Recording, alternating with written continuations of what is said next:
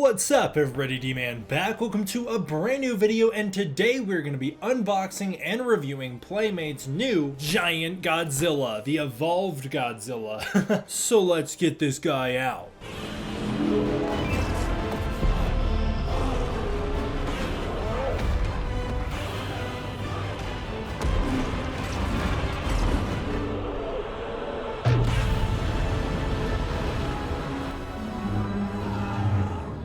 That's right, in this one we are going to be unboxing and reviewing Playmates' new Giant Evolved Godzilla. This is part of their Giant Godzilla X Kong, the New Empire line. This is obviously the Evolved Godzilla designed by Jared Krzyzewski and Adam Wingard. I've already reviewed the smaller version of that. If you want to go see my review for the smaller guy, go check that out down below. In that video I give my thoughts on the design for Godzilla as well as review the figure, so if you want to hear my thoughts about the Godzilla design overall and a little bit more specifically about the sculpt and all of that good stuff, go check out that previous video. Other than that, let's get into it, and starting out with the box, I always think the Playmates Godzilla X Kong boxes look really nice. I like the crystals on the inside, that's cool. Godzilla and Kong render, which is neat. You've got the Giant Evolved Godzilla on the side, crystals on that side, Godzilla on this side. Pick up the other two, that impossible to find giant Scar King still taunting us. They've also got a graphic showing how to put the tail on, and then on the back there's this picture of Godzilla. He's standing in front of like a bunch of blue crystals and kind of like some snowy ice, which obviously we know goes along with the movie, so that's pretty cool as well. And now let's just get the boy out.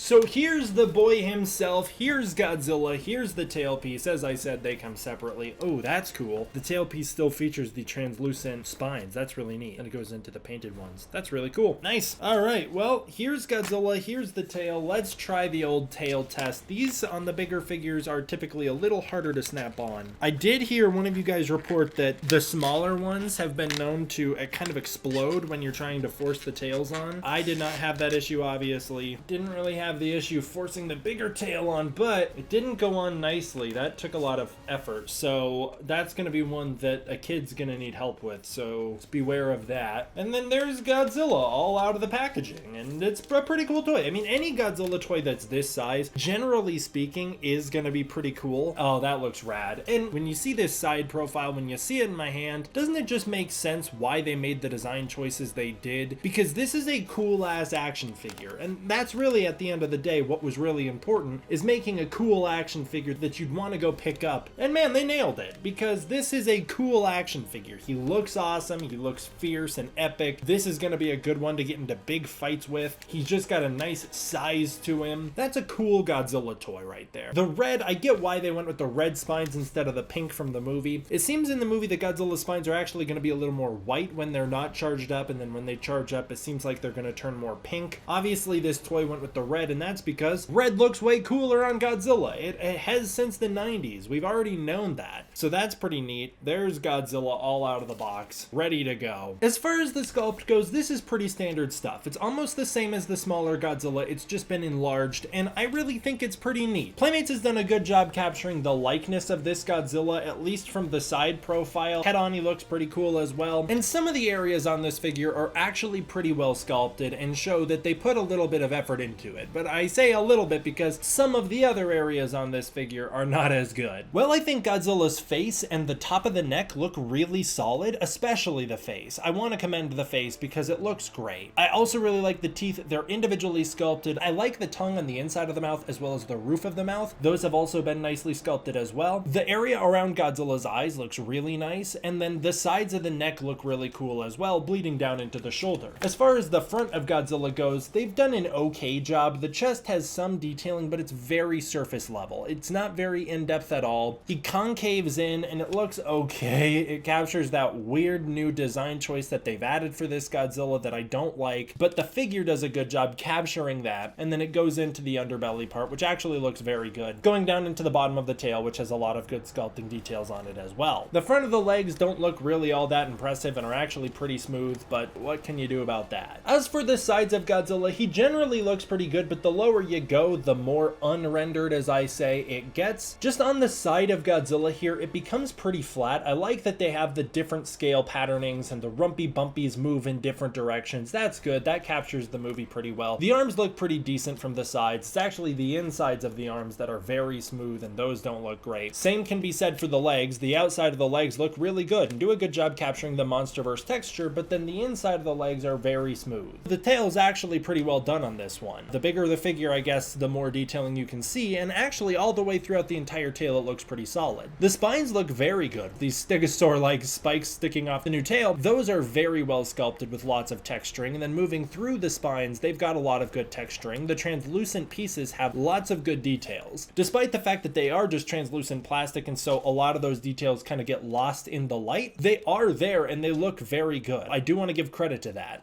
This one has the issue that the smaller figure has, though, where two of the spines are technically fused together, and I don't love that. Other than that, the sculpt just isn't very in-depth, which you come to expect out of Playmates. As far as the paint job goes, he looks okay. The dull bluish color is alright. I don't know if that's exactly the color Godzilla's gonna look in the movie, but at least it sets him apart from the other Godzillas. The fingernails are painted, the chest is painted, those look good, the toenails are painted. I really appreciate that they painted the elbow spikes on this one. That's a great thing that they should have done on the smaller figure. The elbow spikes being red are so cool. Obviously, this is just a translucent red plastic, but it looks very good, and then the tail's painted much better here, where the gradient going from the red to the blue looks a lot better. It still doesn't look terribly intentional. It's not like the spines themselves are painted red, the whole tail is painted red, but I get it. You want to create the illusion that the whole thing's lit up, that's fine. And other than that, the face looks pretty good. The eyes have actually been painted into the eye holes this time, unlike on the smaller figure. They're looking in the right direction, and they look really nice. As far as the articulation goes, it's a little underwhelming. You've got 1 point for the tail, obviously, so that's good. 1 for this leg, 1 for this leg, 1 for the foot, 1 for the other foot, 1 for the arm, 1 for this arm. They've added these weird lines on the arm where you can see the hand connects into the arm. That's where a point of articulation could exist, but doesn't. It's very weird that it doesn't. You can't turn the hands, there's no joint in there. So it's just clearly two different pieces of plastic shoved into each other. And then a final point of articulation at the mouth. They've actually removed a piece of articulation at the neck, so his neck can no longer turn. And in total, there are 8 points of articulation, which is fairly standard for a Godzilla toy like this, and so I'm fine with that. He is a hard plastic and kind of does feel like he could explode on impact, but at this point, there's not really much to be done about it. As far as we go with the little one, I would have really liked an atomic breath to go with this big guy. They've actually re-sculpted the inside of his mouth to remove the peg hole where the atomic breath would go, so good thing that it's not just literally the same sculpt. You can also see there's some differences, like the red translucent spines carry up onto the head, unlike on this one where they end on the neck. They also carry down onto the tail, unlike on this one where they don't make it to the tail. That being said, some of the sculpting details on the arms and the legs on the little figure actually stand out a little better because they're using those rubber pieces rather than the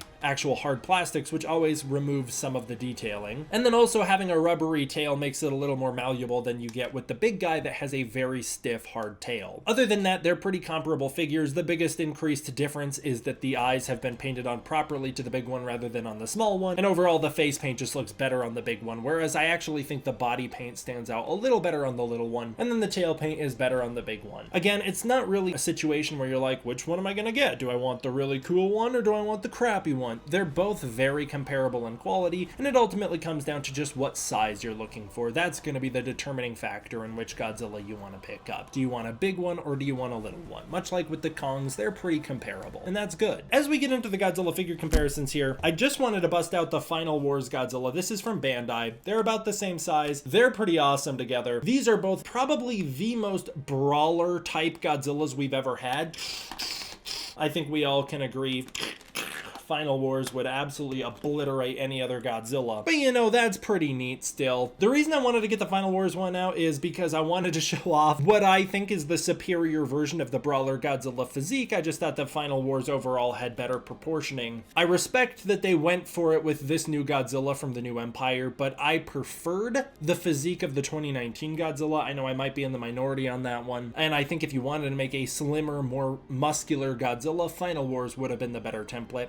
but that's just me. This new one kind of has a bit of a 98 feel to me. In fact, I've heard rumors that Godzilla kind of actually stands more often in the new movie with a hunched posture, much like the 98 Godzilla, kind of a little more like this, which, depending on how they pull it off in the movie, could look really cool. Oh, one thing that I also hate is those freaking hollows on the feet. Why do they do that? I don't understand. And I didn't really acknowledge the bolt holes on the side because that's something that Playmates does with like every Godzilla figure, so at a certain point, it becomes redundant to critique the same thing on every toy, but Bandai doesn't do that, so I want to bring it up again just because, hey, I just had a Bandai out and it didn't have that issue. Doing a quick history through Godzilla MonsterVerse designs and figures in a close scale. This one's obviously a little smaller. Here is, I believe this was a Bandai Godzilla, and this is the Atomic Breath 2014 Godzilla, so those two are pretty comparable in size, and actually in terms of quality, while this one's definitely got a very iconic and cool gimmick,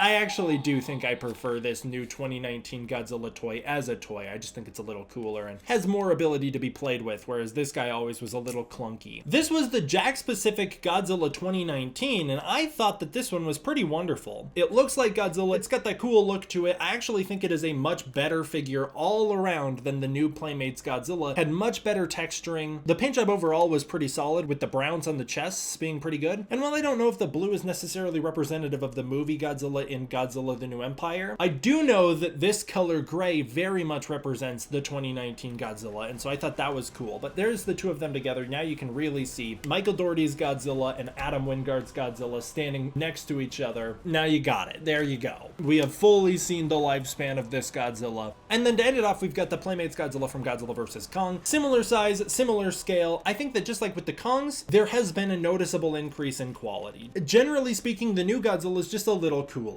The old one, you could really see where the plastic pieces put together more obviously than you can on this new one. I actually think the old one technically has more articulation because his hands rotate, but I would rather have a mouth that can open and close than I would have hands that can articulate. The paint job on the new one is not really anything impressive, but at least they've painted his chest, unlike with the Playmates from Godzilla vs. Kong, although I do really like the spines being painted on this, even though the translucent ones are pretty cool as well. I'm a little biased because I really prefer the 2019 design, but I think in terms of action figures, I get why they made the changes they made because this is a more striking action figure, and it's a little cooler just from the grounds of being an action figure. And then the final figure for comparison, here is our Giant Kong from Godzilla X Kong: The New Empire. There's the two of them standing off. Weird. I like the new Godzilla being bigger. That of course makes sense for the movie, but there's the two very gimmicky Godzilla and Kong standing next to each other. No, they're friends now. They'll give a good old Jaguar handshake. That was, I don't know what that motion was, but that represented a handshake. There's the two of them giving their little handshakes. They're buddies. They're not gonna fight.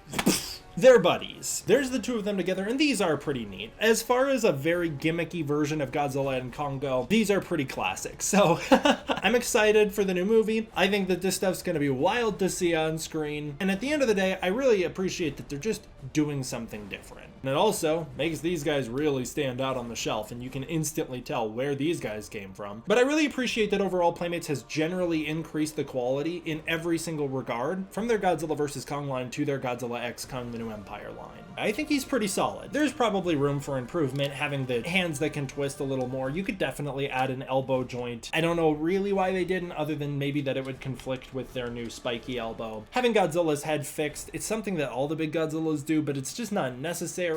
Of course, there is room for improvement with it, and then overall just a deeper, richer sculpt with maybe a paint job that accentuates the sculpt a little more. Other than that, pretty solid figure, and I'm pretty satisfied with it. I'm happy to give this guy an 8 out of 10. I think it's a pretty cool toy. I'd recommend picking it up. If you can get it around the price of $20 to $30, it's definitely worth that price range. Anything over $30, I couldn't recommend it. That becomes a little unreasonable. This figure is not worth that much, but that's a cool one. All right, I want to give a huge thank you to my patrons over on Patreon. If you want to support the Patreon, you can use the link in that description down below. It's through the support of the Patreon that I am able to make videos like this for you guys, and it's through the support of the patrons that I'm able to get stuff like this to review. Thank you guys so much for watching. I hope you enjoyed. I will see you guys next time for the next one.